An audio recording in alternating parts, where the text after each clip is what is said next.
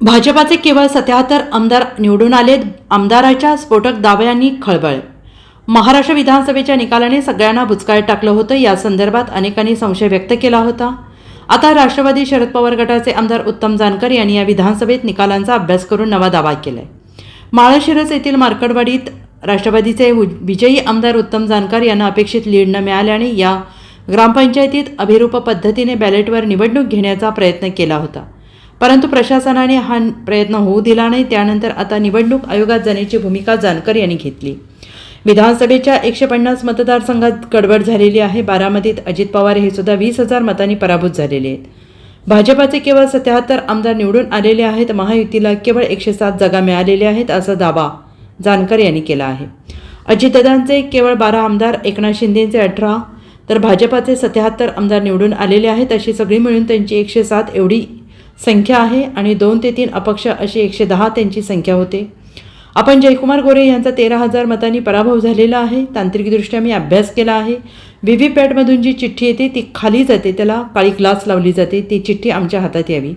तुम्ही प्रिंट केलेली चिठ्ठी आमच्या हाताने त्यात टाकली जावी म्हणजे पारदर्शकता येईल, असंही जानकर यांनी म्हटलेलं आहे. विषयानं ज्या ज्या पद्धतीनं आम्ही खोलामध्ये गेलो त्या पद्धतीनं ज्या बूथवरती मला 31 मतं दाखवलेली होती आणि त्यांना 400 मतं दाखवली, त्या ठिकाणच्या लोकांनी स्वतः येऊन प्रतिज्ञापत्र करून म्हणजे अफिडेविट करून त्या ठिकाणी मला दिलेले.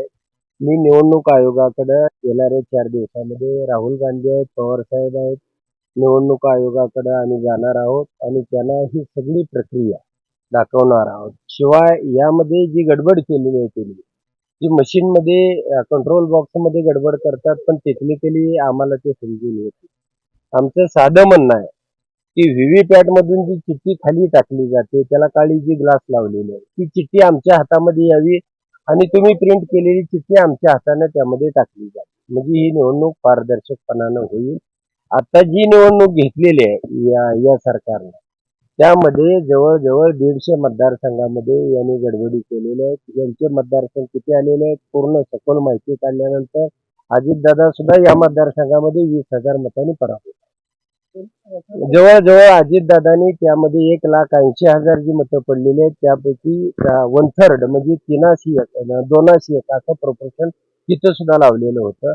त्यामुळं योगेंद्र दादांची मतं 80,000 अधिक 7 अशी 41 आहेत आणि त्यांच्यामधली 81 मधली त्या ठिकाणी 60 वजा होतात. 21 वरती अजितदादा सुद्धा राहतात. अजितदादाचे फक्त 12 आमदार या ठिकाणी या राज्यामध्ये निवडून आलेले आहेत. त्यानंतर एकनाथ शिंदेचे फक्त 18 आमदार निवडून आलेले आहेत आणि भारतीय जनता पार्टीचे 77 आमदार, अशी मिळून सगळी मिळून संख्या त्यांची 107 आहे आणि 2-3 अपक्ष आहेत, अशी 110 फक्त संख्या. आणि असं असताना यामध्ये जो सखोलपणाने मी अभ्यास केलेला आहे, प्रत्येक मतदारसंघ वाईज अभ्यास केलेला आहे, प्रत्येकाला काय लावलं त्या ठिकाणी जयकुमार गोरेच्या बाबतीमध्ये सुद्धा 1:5 असं प्रोपोर्शन त्या ठिकाणी लावण्यात आलं. जयकुमार गोरेला मत आहेत 1,48,000 आणि त्या ठिकाणी गाडगेंना मत आहेत 1,03,000. तर त्या ठिकाणी त्यांची सुद्धा 30,000 मतं ही ह्यांना म्हणजे गाडगेंची त्यांनी चोरली. त्यामुळे ती जर वजा केली त्यामधून तर गाडगे 1,33,000 वरती येतात आणि जयकुमार गोरे 1,31,000 वरती येतात. ते 10,000 मतांनी तिथे सुद्धा 13,000 मतांनी हे झालेलं आहे. आणि प्रत्येक मतदारसंघ वाईज मी काढलेला आहे, काही एकही मतदारसंघ मी त्यामध्ये तांत्रिकदृष्ट्या सगळ्या अंगानं त्याचा अभ्यास करतोय. आता पवार साहेबांची भेट झाली दिल्लीमध्ये, राहुल गांधी, पवार साहेब आणि आम्ही सगळे मिळून त्या ठिकाणी निवडणूक आयोगाची भेट घेणार आहोत, त्यांना हे दाखवणार आहोत आणि त्याच्यामध्ये तुम्हाला हातापाया पडून आम्ही तुम्हाला विनंती करतो की व्हीव्हीपॅट मधली चिठ्ठी आमच्या हातामध्ये आली पाहिजे आणि कोणत्याही परिस्थितीमध्ये ती घेतल्याशिवाय आम्ही राहणार नाही. या सरकारनं राजीनामा दिला पाहिजे. तुम्ही देत नसाल तर त्या माळशिरसमध्ये मी राजीनामा द्यायला तयार आहे. त्या ठिकाणी पोटनिवडणूक ही घेतली पाहिजे आणि पोटनिवडणूक घेऊन आज तुमचं सरकार आहे, तुम्हाला काल 1,08,000 मतं होती. आम्हाला बघायचं आहे त्या तालुक्यामध्ये तुम्हाला 20,000 मतं आहेत का? सरकार असल्यानंतर 1,40 मतं होतील, 150 होतील. तर आम्हाला बघायचं तुम्हाला त्या तालुक्यामध्ये 20,000 मतं आहेत आणि त्यासाठी मी माझा राजीनामा द्यायला तयार आहे असं निवडणूक आयोगाला आम्ही लेखी पत्र तयार केलेलं आहे. आज पवार साहेबांकडे मी ते दिलेलं आहे.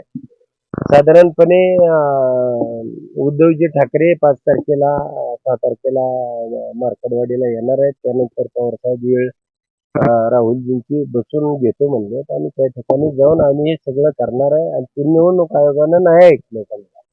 निवडणूक आयोग हा ह्यांनी नेमलेल्या शिपायासारखं काम करतो त्या ठिकाणी आणि सुप्रीम कोर्ट सुद्धा अतिशय भेदरलेल्या आणि दबलेल्या अवस्थेमध्ये आहे. परंतु ह्या सगळ्यांना या सगळ्यावरती कुणी ना कुणीतरी लढाई केली पाहिजे, मात केली पाहिजे आणि ही लढाई आम्ही लढणार आहोत. कोणत्याही परिस्थितीमध्ये हे लोकमताचं नसलेलं सरकार हे 4 महिन्याच्या आतमध्ये तुम्हाला जमीनदोस्त झालेलं दिसेल. अशा पद्धतीची व्यूहरचना आम्ही केली. Bureau report SBN Marathi, Malshiras.